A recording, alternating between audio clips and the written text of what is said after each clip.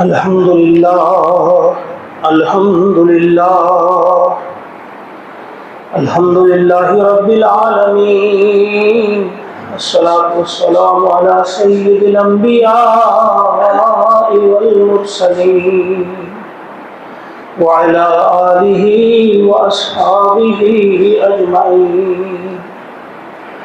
أما بعد، فقد قال الله عز وجل: أعوذ بالله السميع العليم من الشيطان الرجيم. بسم الله الرحمن الرحيم. اقتربت الساعة وانشق القمر وإن يروا آية يعرضوا ويقولوا سحر مستمر وكذبوا واتبعوا أهواءهم وكل أمر مستقر. آمنت بالله صدق الله العظيم. رب اشرح لي صدري ويسر لي أمري واحلل عقدة من لساني يفقهوا قولي. رب زدني علما، ربنا زدنا علما وحلما وفهما وألحقنا بالصالحين. ربنا تقبل منا إنك أنت السميع العليم. پیروی غیروں کی اور مدحت رسول اللہ کی، پیروی غیروں کی اور مدحت رسول اللہ کی، کیا منافق ہو گئی امت رسول اللہ کی صلی اللہ علیہ وسلم. معزز و محترم حاضرین، السلام علیکم ورحمۃ اللہ وبرکاتہ. ربیع الاول کے انتہائی محترم اور مقدس ایام ہیں. آج ہم آپ کی سیرت کے ایک انتہائی شاندار اور جاندار پہلو کا تذکرہ کریں گے. وہ ہیں آپ کے معجزات، جو آپ کے دست اقدس اور اللہ تبارک و تعالی کے حکم سے معجزات صادر ہوئے. ان کا چند معجزات کا ہم آج تذکرہ کریں گے. اللہ سے دعا ہے کہ وہ ہمیں سمجھنے اور ان سے سبق لینے کی توفیق عطا فرمائے.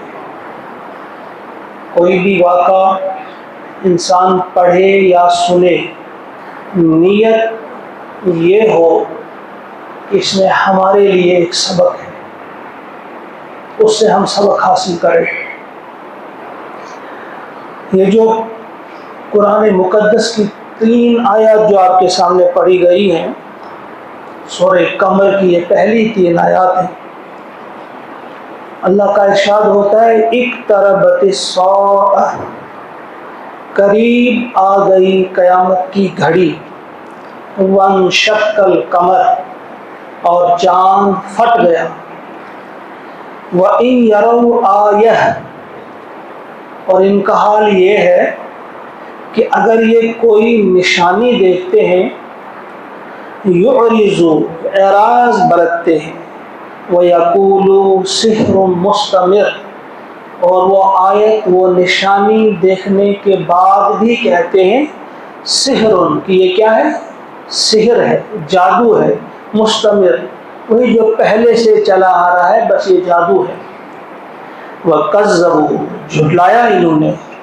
وَاتَّبَعُوا، اور پیچھے چلے یہ اہواءہم، اپنی خواہشات کے.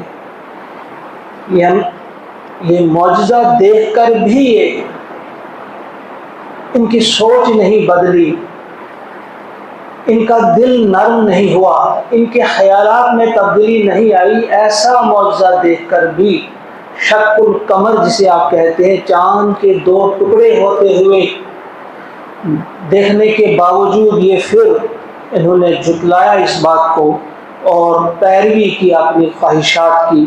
وَكُلُّ أَمْرٍ مُسْتَقِرٌ، اور ہر کام کا ایک وقت مقرر ہے۔ یہ معجزات، ان کے بارے میں سب سے پہلے یہ چیز آپ کے ذہن میں رہے، معجزہ کیا ہوتا ہے؟ لغوی مفہوم جو اس کا ہے عاجز کر دینے والی چیز، جو انسان کو عاجز کرتے، کوئی ایسا کوئی واقعہ جو فطرت کے بالکل خلاف ہو، خرق عادت واقعہ جسے ہم کہتے ہیں، یعنی عام حالات میں ایسا بالکل ناممکن ہو، اس چیز کو معجزہ کہا جاتا ہے، جو انسان کی طاقت سے باہر ہو، انتہائی عجیب و غریب ہو، انسان دنگ رہ جائے کہ یہ کیا ہوا، جیسے شق القمر کا معجزہ، جیسے موسیٰ علیہ السلام کے ہاتھ میں جو لاٹھی ہوا کرتی تھی عصا، اس کا سانپ بننا، اور ید بیضا آپ کے ہاتھ کا بالکل سورج کی طرح چمکنا، یہ مختلف معجزات جن کا تذکرہ ہم قرآن پاک میں پڑھتے ہیں، احادیث پاک میں پڑھتے ہیں، تو اسے معجزہ کہا جاتا ہے۔ اور یہ اس قسم کے واقعات صرف انبیاء کے ہاتھ پر رونما نہیں ہوئے، ان کے علاوہ بھی اولیاء کرام کے ہاتھ سے بھی اس قسم کے کچھ رونما ہوئے معجزے، جن کو ہم معجزہ نہیں کہتے، ان کے لیے لفظ جو ہے وہ کرامت استعمال ہوتا ہے۔ یعنی یہ واقعات جو ہوتے ہیں یہ انبیاء کے علاوہ بھی ہوئے ہیں، اس قسم کی چیزیں، خرق عادت واقعات، خلاف فطرت باتیں جو ہوتی ہیں، صرف ان کے ہاتھوں بھی نہیں بلکہ ان کے علاوہ بھی ہوتی ہیں، غیر مومن کے ہاتھوں بھی، ان کے لیے الگ الفاظ استعمال ہم کریں گے۔ ابھی دیکھیے آپ، پہلے معجزہ آپ سمجھیے، معجزہ کہتے ہیں جو نبی کے ہاتھ پر رونما ہو، اور نبوت کے اعلان کے بعد، نبوت کے اعلان سے پہلے بھی اگر آپ سے کوئی اس قسم کا معجزہ ہوا تو اسے ارہاس کہا جاتا ہے۔ ارہاس، جیسے آپ جانتے ہیں کہ جب حلیمہ نبی اکرم صلی اللہ علیہ وسلم کو اپنے گھر لے چلی، وہی جس اونٹنی پہ آپ کو سوار کیا گیا دودھ پلانے کے لیے لے جا رہی تھی، بالکل جب آپ پیدا ہوئے تو وہی اونٹنی جو چل بھی نہیں سکتی تھی، تو کس قدر سب اونٹنیوں سے آگے نکل گئی، اس میں کیسے وہ طاقت آ گئی، یہ بھی ایک قسم کا معجزہ ہے۔ اسے معجزہ نہیں کہیں گے، اسے ارہاس کہیں گے، کیونکہ نبی اکرم علیہ السلام کی کا جو نبوت کا اعلان تھا اس سے پہلے یہ صادر ہوا۔ اسی طرح سے وہ جو دائی حلیمہ کی بکریاں جہاں لے جایا کرتے تھے چرنے کے لیے، وہ پیٹ بھر کر آتی تھی واپس، دوسرے لوگ کہتے تھے بھائی وہیں تم بھی لے جاؤ جہاں وہ لے جاتے ہیں، وہ پیٹ بھر کر واپس آتے ہیں، دودھ ان کے گھر میں وافر مقدار میں آ رہا ہے، یہ کیا ہوتا ہے؟ وہ سب کہہ رہے تھے ہم بھی وہیں ہوتے ہیں، ہم بھی ایک ساتھ ہوتے ہیں، لیکن یہ ہماری سمجھ سے باہر بات ہے۔ گویا یہ ان کی برکت تھی، یہ ان کا ہی ایک قسم کا معجزہ تھا، لیکن اسے ہم معجزہ نہیں کہیں گے، اسے ارہاس کہیں گے۔ ایک ہوا معجزہ اور یہ ہوا ارہاس۔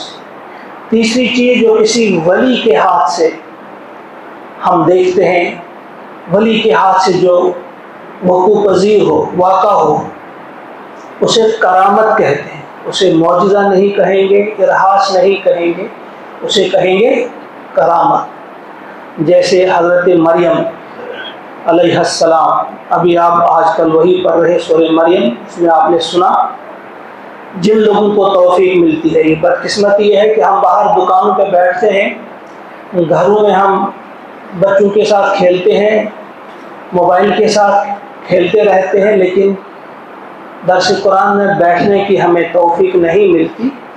بہرحال جو بیٹھتے ہیں اللہ تعالیٰ ان کا وہ بیٹھنا قبول فرمائے۔ اس میں آپ نے پڑھا کہ جب وہاں دیکھا، جب پھل دیکھا وہاں پہ، حضرت زکریا علیہ السلام نے کہا یا مریم انا لکی ھذا، یہ تر و تازہ پھل کہاں سے، اور آج کے اس موسم میں بے موسم کا پھل، یہ کرامت اس کو کہیں۔ یا پھر آپ کے ہاں بچہ پیدا ہونا بغیر باپ کے، اور پھر اللہ کا آپ سے فرمانا حزی الیک بجذع النخلہ، کہ اپنی طرف اس کھجور کے تنے کو تم اپنی طرف ہلاؤ، یہ آپ پر ڈال دے گی رطبا جنیا، تر و تازہ کھجوریں ان کو مل رہی تھی، اور ان کی پاؤں کی جانب چشمہ بھی جاری ہو گیا۔ یہ کیا کہیں گے اسے ہم، کیونکہ آپ نبیہ نہیں تھی بلکہ آپ ولیہ تھی، تو اسے ہم کرامت کہیں گے۔ اسی طرح سے آپ کہہ سکتے ہیں کہ حضرت عمر رضی اللہ تعالیٰ خطبہ آپ دے رہے تھے، اور آپ نے حضرت ساریہ کو بھیجا تھا ایک مہم پہ، ایک جنگ ہو رہی تھی، تو خطبے کے دوران آپ نے کہا یا ساریہ الجبل، ساریہ ذرا دیکھو پہاڑ کی طرف دیکھو، عقب سے دشمن نے حملہ کیا تھا، آپ بے خبر تھے اس چیز سے، انہوں نے وہ دیکھا اور اس کا دفاع کیا۔ خطبے کے بعد آپ سے پوچھا گیا کہ یہ کیا کہا آپ نے خطبے کے بیچ میں اچانک، کہ ساریہ کو بلایا، ساریہ تو سینکڑوں میل دور ہے کہیں، کہا کہ اللہ تعالیٰ نے میرے سامنے وہ سچویشن رکھ دی، وہ پورا سین میرے سامنے آیا کہ عقب سے حملہ ہو رہا تھا، بیک سائڈ سے حملہ ہو رہا تھا پہاڑ کی طرف سے، تو میری زبان سے ہی نکل گیا، جو اللہ تعالیٰ نے اس کو جاری کر دیا۔ ڈیٹ انہوں نے لکھ لی لوگوں نے کہ آج کی کون سی تاریخ ہے۔ جب وہ واپس آئے ان سے پوچھا گیا، اور ساریہ نے کہا کہ ہم بالکل بے خبر تھے، ہم دوسری طرف لڑائی میں مصروف تھے، اچانک میرے کانوں میں آواز آئی کہ اے ساریہ پہاڑ کی طرف دیکھو۔ میں نے آواز پہچانی، یہ عمر کی آواز ہے۔ کہا جب میں نے مڑا اس طرف تو اچانک ہم پر حملہ جو ہونے والا تھا، ہم نے فوراً اسی طرف رخ کیا اور ہم جنگ جیت کر آئے۔ اس کو بھی کرامت کہیں۔ یا بلقیس کا تخت لانے والے آصف بن برخیہ، جنہوں نے کہا تھا کہ پلک جھپکنے میں ان کا تخت یہاں لاؤں گا، وہ بھی، اسے بھی ہم کرامت ہی کہیں گے۔ گویا جو کسی ولی کے ہاتھ پہ اس قسم کے خرق عادت واقع خلاف فطرت بات ہو جائے، اسے ہم کرامت کہتے ہیں۔ اور تیسری چیز ہوتی ہے جو کسی غیر مومن کے ہاتھ پہ ہو جائے، اسے استدراج کہتے ہیں۔ جیسے جب دجال آئیں گے تو دجال بادلوں کو حکم کرے کہ فلاں جگہ جاؤ برس ہو، ایسا ہوگا۔ وہ مردہ کو بھی زندہ کریں گے، اگرچہ ایک ہی مردہ کو کریں گے لیکن کریں گے، انہیں طاقت اللہ تعالیٰ کی طرف سے عطا ہوگی، اس میں امتحان ہمارا ہوگا۔ تو یہ چار قسم کی چیزیں ہوتی ہیں، آپ اپنے ذہن میں رکھیے۔ لیکن یہ چاروں قسم کی چیزیں جو ہیں یہ اپنے آپ سے، یعنی کسی نبی، کسی ولی یا کسی اور انسان کی طاقت سے ایسا نہیں ہو سکتا۔ یہ اللہ ہی جب چاہتا ہے تو کسی کے ہاتھ سے اس قسم کے معجزات یا اس قسم کے ارحاسات یا اس قسم کے کرامات جو ہیں وہ وقوع پذیر ہوتی ہیں جب اللہ چاہتا ہے، اللہ کے چاہنے کے بغیر نہیں۔ بہت سارے واقعات آپ دیکھیں گے، حضرت یعقوب علیہ السلام کی آنکھیں، ان کی بینائی چلی گئی یوسف کے لیے روتے ہوئے۔ جب مصر سے وہ روانہ ہوتے ہیں، ان کی قمیض لے کر ان کے بھائی،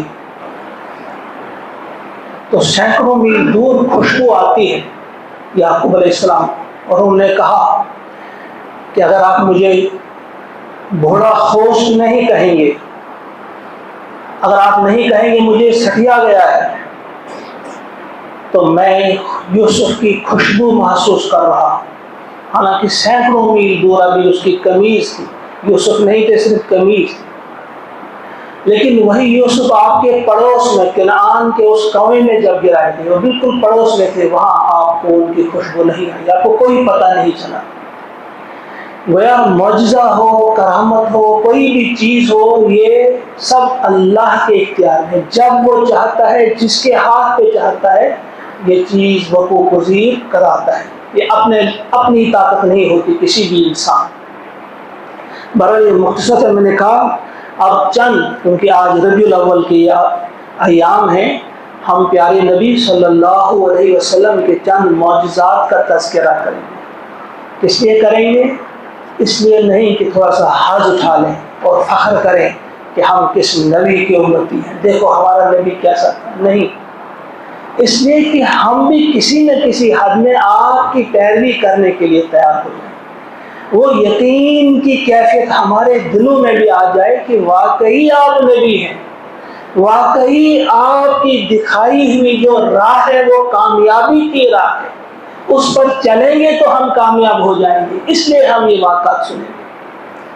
آج تو سلسلہ یہ چلتا ہے بس ہاں ہاں واہ واہ زبردست واقعہ ہے، فلاں زبردست چیز ہے، بس یہیں تک ہو جاتی ہے، وہاں سے آگے پھر فل اسٹاپ ہوتا ہے۔ جو چاہتے ہیں ہم کرتے ہیں، جو چاہتے ہیں ہم سنتے ہیں، جو چاہتے ہیں ہم بولتے ہیں۔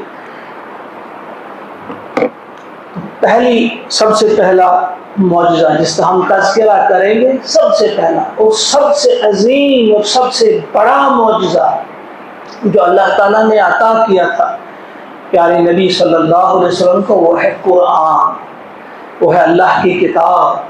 اس کے برابر اور کوئی معجزہ نہیں۔ جتنے بھی معجزات انبیاء کرام کو دیے گئے، ان تمام معجزات میں عظیم ترین جو معجزہ ہے وہ قرآن کریم، اور تا قیام قیامت کوئی بھی اس میں تھوڑا سا بھی رد و بدل نہیں کر سکتا، ایک لفظ، ایک حرف، ایک شوشے کا بھی اس میں فرق نہیں آ سکتا، اور وہ آپ آج بھی دیکھ سکتے ہیں 1450 سال کے بعد بھی کوئی اس میں تبدیلی نہیں۔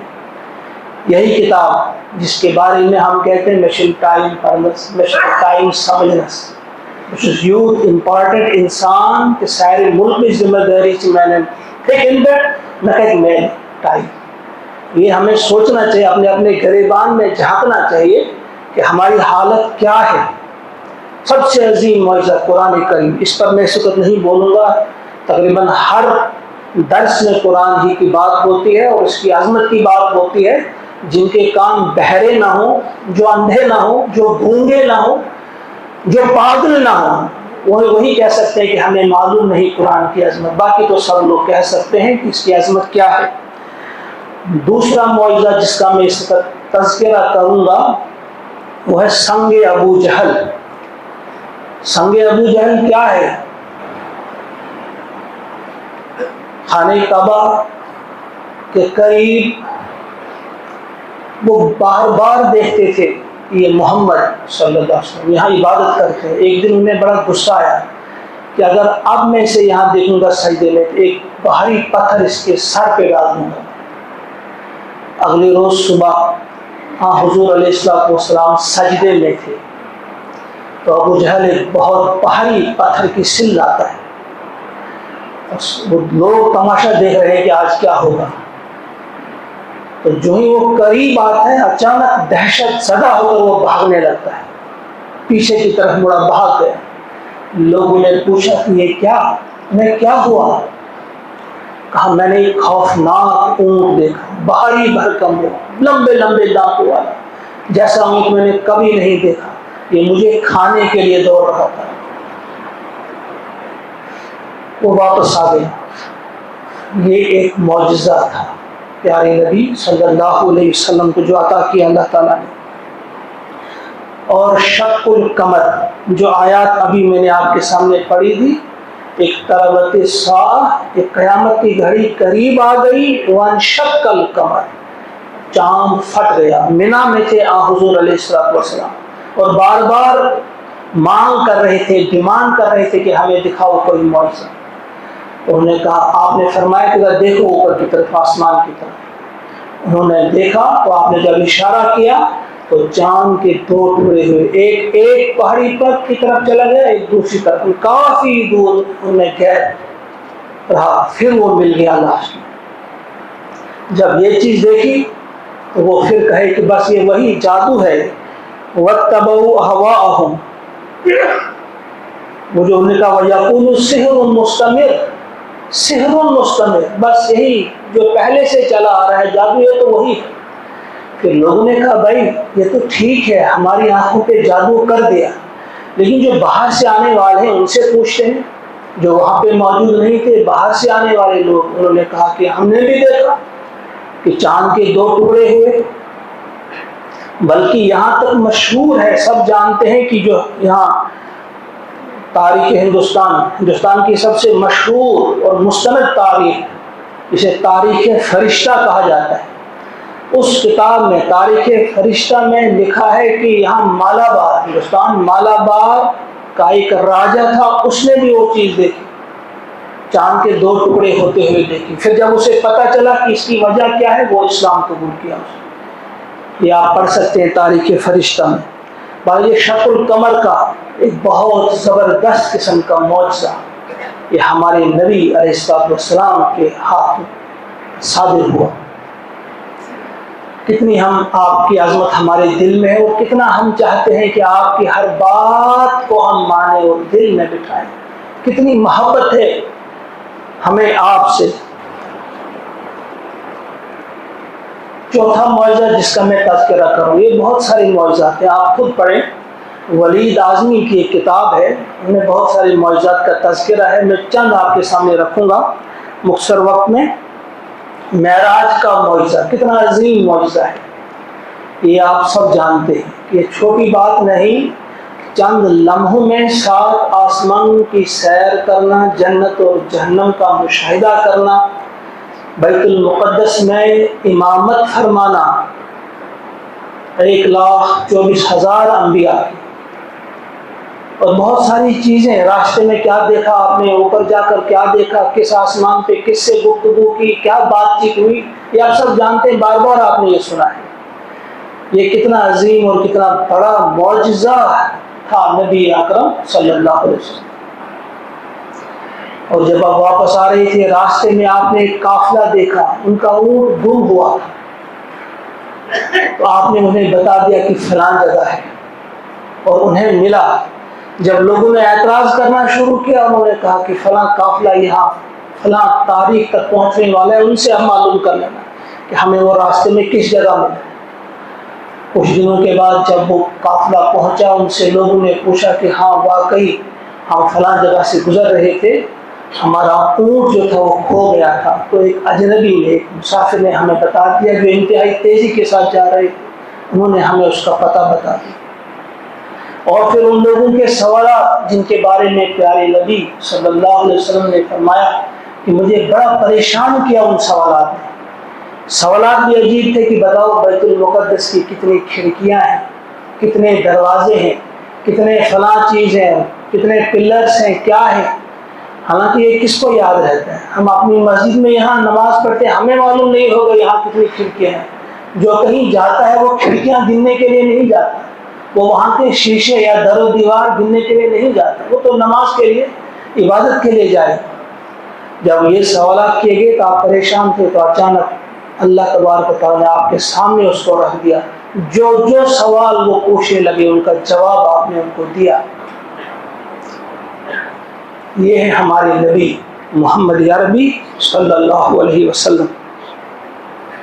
پھر ایک اور بہت بڑا معجزہ جو ہجرت کے دوران ہم نے دیکھا، جب آپ ہجرت کے لیے گھر سے تشریف لے جا رہے تھے، وہ وہی رات تھی جب آپ کے گھر کا گھیراؤ کیا گیا، ہر قبیلے کا ایک فرد تلوار لیے تیار تھا، اور سب کو حکم تھا کہ ایک ساتھ آپ حملہ آور ہوں گے، کوئی قبیلہ یہ نہ کہے کہ ہم ان سے یہ قتل نہیں ہوا ہے، برابر سب شریک ہوں گے۔ اور کس طرح سے آپ جب وہاں سے چلے، وَجَعَلْنَا مِن بَيْنِ أَيْدِيهِمْ سَدًّا وَمِن خَلْفِهِمْ سَدًّا فَأَغْشَيْنَاهُمْ فَهُمْ لَا يُبْصِرُونَ۔ یہ آیت آپ پڑھ رہے تھے، سورہ یاسین کی تلاوت کر رہے تھے، ان آیات کو آپ پڑھ رہے تھے، کسی کو کوئی پتہ نہیں چلا، آپ وہاں سے روانہ ہوئے، اور پھر غار ثور میں آپ کا جس سوراخ پہ ہاتھ رکھا تھا یا پیر رکھا تھا صدیق اکبر رضی اللہ تعالیٰ عنہ، سانپ کا ڈسنا ایک بار نہیں کئی بار، لیکن حضور کی محبت ایسی تھی آپ نے جگایا نہیں۔ جب آنسو آپ پہ گرے، آپ کے چہرے انور پہ، وہ آنسو بھی کتنے پاک تھے، پاکیزہ تھے، جس چہرے پہ مکھی نہیں بیٹھتی تھی، آنسو جب گرے حضور جاگ گئے، پوچھا کیا بات، آپ نے بتا دیا۔ تو اس وقت کہا ادھر آؤ، آپ نے لعاب دہن لگایا، ساری تکلیف ختم ہو گئی، سارا درد رفع چکر ہو گیا۔ یہ بھی آپ کا معجزہ۔ اسی سفر کے دوران سراقہ بن جعشم، یہ جانتے ہیں آپ، 100 سرخ اونٹوں کی تلاش میں جو انعام رکھا گیا تھا کہ جو محمد کو صلی اللہ علیہ وسلم کو پکڑ کر لائے کسی بھی حالت میں، انہیں 100 سرخ اونٹ انعام کے طور پہ دیے جائیں گے۔ یہ انتہائی چالاک، تیز رفتار اور انتہائی بہادر شخص تھا، اس نے آپ کا تعاقب کیا۔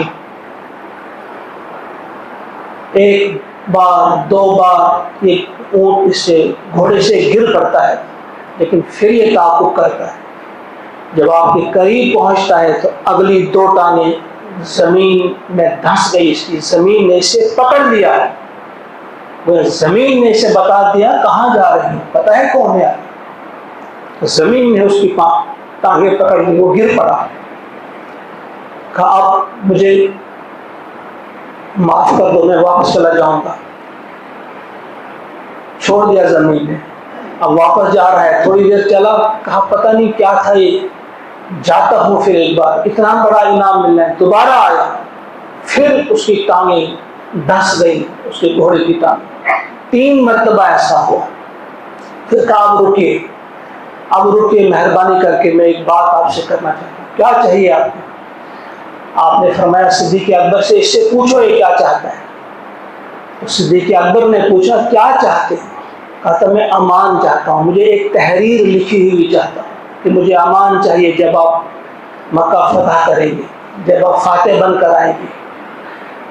تو آپ نے صدیق اکبر سے کہا لکھ کر دے دو۔ صدیق اکبر نے ایک ہڈی پر لکھ کر دی وہ امان، اور اس وقت حضور نے فرمایا سراقہ کیا حال ہوگا اس وقت جب کسریٰ کے کنگن تمہارے ہاتھوں میں ہوں، ایران کے بادشاہ کے قیمتی کنگن جو پہنتا تھا سونے کے۔ کہا تم 100 اونٹوں کے اس لالچ میں میرے پیچھے آئے، میں تو دیکھ رہا ہوں تمہارے ان ہاتھوں میں سونے کے کنگن، کسریٰ کے وہ سونے کے کنگن۔ بہرحال وہ تحریر لے کر ہو جاتا ہے۔ فتح مکہ کے بعد وہ آتا ہے تو اسے پکڑا گیا، جس وقت مقام جعرانہ پہ تھے، غزوہ حنین کے بعد وہاں تقسیم کر رہے تھے آپ مال غنیمت، اور آپ وہاں جس کے بارے میں نے کہا ہے آپ کو، اس جعرانہ کے مقام پہ آپ تھے۔ وہاں ایک چشمہ آج بھی ہے، جو لوگ جاتے ہیں دیکھتے ہیں، وہاں آپ تھے تو وہاں پہنچ جاتا ہے۔ صحابہ نے روکا کہاں جا رہے ہو؟ اور نے کہا نہیں مجھے پاس تحریر ہے، میں رسول اللہ کے پاس جا رہا ہوں۔ پھر فرماتے ہیں کہ میں نے دیکھا اس وقت آپ اونٹ پہ تھے، آپ کی پنڈلی میں نے دیکھی، مجھے نظر آ رہی تھی، ایسی سرخ اور سفید تھی جیسے آگ کا انگارہ ہو۔ میں نے وہاں سے دکھائی تحریر، آپ نے کہا ہاں، انہوں نے کلمہ پڑھا۔ اور پھر وہ وقت آیا فاروق اعظم رضی اللہ تعالیٰ عنہ کے دور میں، جب آپ امیر المؤمنین تھے، ایران جب فتح ہوا، جب مال غنیمت تقسیم کر رہے تھے، اس میں کسریٰ کے ہاتھوں کے وہ سونے کے کنگن بھی۔ آپ نے فرمایا ذرا بلاؤ سراقہ کو، سراقہ کہاں ہے؟ کہا یاد ہے سراقہ، آپ کو یاد ہے رسول اکرم صلی اللہ علیہ وسلم نے کیا فرمایا؟ نے کہا کہ آپ کے ہاتھوں میں وہ دیکھ رہا ہوں کنگن۔ کہا آپ ہاتھ نکالو، اور آپ نے کنگن انہیں پہنائے، لیکن آپ عادل تھے، وہ واپس لیے کہ بس پہنے آپ نے، اب واپس دے دو، اب جو اس کا حصہ ہوگا وہ مطابق شریعت ہوگا، جس کو جتنا ملنا اس کو اتنا ملے گا۔ کہا پہننا تھا، یہ حکم تھا آپ کو پہنائے ہم۔ یہ سراقہ وہ وقت کہ حضور کو اپنے وطن میں رہ نہیں پا رہے تھے، وہ جا رہے تھے، لیکن حضور نے فرمایا تھا کہ یہ ایران بھی فتح ہوگا اور سراقہ تم اس فوج میں آپ بھی ہوں گے ان میں شامل جو اس پر حملہ کریں گے۔ یہ ہمارے پیارے نبی صلی اللہ علیہ وسلم ہیں۔ کچھ اور تھے اور وقت نہیں ہے، اب یہیں پہ رہ کے کچھ اور معجزات کسی اور موقع پہ بیان کریں گے۔ یہ سارے معجزات ان کو آپ اپنے ذہن میں بٹھائیے، اس کے بعد ذرا سوچئے کہ آپ کس نبی کی امت سے تعلق رکھتے ہیں۔ آپ کا کریکٹر کتنا بلند ہونا چاہیے تھا، آپ کی سوچ کتنی بلند ہونا چاہیے تھی، لیکن اس کے برعکس ہماری کیا سوچ ہے؟ ہمیں اپنی ملت، ہمیں اپنی قوم، اپنے ملک کی فلاح اور بہبود کا کوئی خیال نہیں۔ ہم اتنے خود غرض ہو گئے ہیں، ہم اتنے لالچی ہو گئے ہیں اپنے چھوٹے سے فائدے کے لیے۔ ہم ایمان کو بھی سائڈ میں رکھ دیتے ہیں، قرآن کو بھی سائڈ میں رکھ دیتے ہیں، اور محمد عربی صلی اللہ علیہ وسلم کو بھی سائڈ میں رکھ دیتے ہیں۔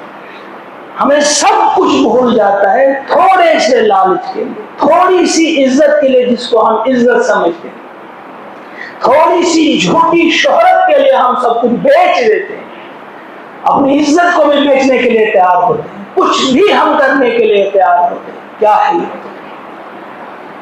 اور پھر اسی طرح آپ دیکھیے حضور علیہ السلام کے فرمودات جب ہمارے سامنے آتے ہیں، کتنا یقین ہمارے دل میں آنا چاہیے، کتنا ہم عمل کرنے کے لیے تیار ہونے چاہیے۔ آپ نے فرمایا تھا جو اللہ کا گھر تعمیر کرے گا جنت میں اس کے لیے گھر بنے گا۔ آپ نے وہ آیت بھی ہم تک پہنچائی، فَمَن يَعْمَلْ مِثْقَالَ ذَرَّةٍ خَيْرًا يَرَهُ، جو ایک ذرے کے برابر بھی نیکی کرے گا، خیر کرے گا، اسے وہ دیکھ لے گا۔ گویا اس کا مطلب یہ تھا کہ اگر آپ کچھ پیسہ دیں گے اللہ کی راہ میں، کوئی بھی نیک کام کریں گے، آپ نے مسجد کے لیے یہاں پیسہ دیا، فرض کرو آپ نے مسجد شفا یہاں تعمیر کی، جنت میں آپ ایک دن ہوں گے۔ کبھی کبھی یہ سوچنا چاہیے اس آیت کا مطلب کیا ہے، حضور نے کس طرح سے ہمیں سمجھائی ہے باتیں۔ آج نہیں، آج کے بعد آپ 1 لاکھ 2 لاکھ یا 10 لاکھ سال کے بعد تصور کیجئے کہ آپ جنت میں ہوں گے۔ اللہ تعالی ہم سب کو پہنچائے جنت میں۔ آپ جنت میں ہوں گے، وہاں ایک محل دکھایا جائے گا، پوچھا جائے گا پتہ ہے یہ محل یہ کس صلے میں آپ کو ملا ہے، یہ کس چیز کا اجر ہے؟ مجھے معلوم نہیں۔ کہا فلاں جگہ جو آپ نے اللہ کا گھر بنانے کے لیے جو آپ نے اپنی رقم دی تھی، یاد ہے؟ یاد کرے گا، یاد نہیں آ رہا ہے تو دیکھو سامنے بہت بڑا سکرین لگا ہوا اور اس میں وہ منظر دکھایا جائے گا۔ یعنی آج کی بات، جس وقت آپ گھر سے نکلے، وہ پیسہ آپ نے اٹھایا، کس جگہ آپ نے کس کے ہاتھ میں دیا، وہ آپ دیکھیں گے کہ دیکھو یہ پیسہ آپ نے دیا تھا۔ اور جو حضور کا یہ فرمان تھا، من بنا للہ بیتن، من بنا للہ بیتن بنا اللہ لہ بیتن فی الجنہ، جس نے اللہ کے لیے گھر بنایا، مسجد بنائی، اللہ تعالیٰ اس کے لیے جنت میں گھر بناتے۔ دیکھو یہ گھر جو ہے، یہ محل جو ہے، یہ اسی کا صلہ ہے۔ چھوٹی سی نیکی آپ نے کی ہوگی، جو فلاں حور آپ کو ملی ہے، پتہ ہے کیوں ملی ہے؟ یہ آپ نے جو فلاں نیکی کی تھی، فلاں یتیم کے سر پہ آپ نے جو ہاتھ رکھا تھا، فلاں یتیم کو جو آپ نے پڑھایا تھا، اس کو کھلایا تھا، فلاں مسکین کو جو کھلایا تھا، یاد ہے؟ یاد نہیں آ رہا ہے؟ سکرین پہ، بہت بڑے سکرین پہ اس پہ دکھایا جائے کہ دیکھو وہ جگہ۔ یہ آج کی بات نہیں کر رہا ہوں میں، یہ آپ کو دکھایا جائے گا آج کے اس لاکھوں سال بعد۔ اسی طرح سے جب آپ میں سے کسی کو زوردار تھپڑ بجے گا، بہت زبردست تھپڑ، اس کا دماغ آ جائے گا ناک سے نکل کر، خون بہے گا، پتہ ہے کیوں بجائے؟ مجھے پتا نہیں. تو دکھایا جائے گا دیکھو باپ کے ساتھ فلاں جگہ تم نے بدتمیزی کی تھی, یہ تھپڑ اس وجہ سے تمہیں گرا ہے. جب انہیں گھوٹا دیا جائے گا آگ میں, جھوسا دیا جائے گا, بتا دیا جائے گا فلاں جگہ تم نے یہ بدتمیزی کی تھی, فلاں جگہ یہ گستاخی کی تھی, فلاں جگہ تم نے نافرمانی کی تھی اللہ کے رسول کی اور اپنے امیر کی, جو حکم ہے اللہ کا. یا ایھا الذین آمنوا اطیعوا اللہ واطیعوا الرسول واولی الامر منکم. تم نے اپنے اللہ کی اطاعت کرنی ہے, رسول کی اطاعت کرنی ہے, اپنے امیر کی اطاعت کرنی ہے. ایک شخص کو لایا جائے گا, خذوہ فاعتلوہ الی سواء الجحیم ثم صبوا فوق رأسہ عذاب الحمیم. اس کو لاؤ, گرم گرم کھولتا ہوا پانی, گٹون آب, فسرون آب, یہ تنستراؤن کلہیر پہ, اس کے اس سری پہ ڈال دیا جائے گا, اس کے سر پہ ڈال دیا جائے گا, کہے گا زب مزہ چکھو, انکا انت العزیز الکریم, تم بڑے زبردست بنے ہوئے تھے دنیا میں. اس تکبر کا, اس گھمنڈ کا, اپنے آپ کو بہت کچھ سمجھتے تھے, اس گھمنڈ کا یہ مزہ ہے. دیکھو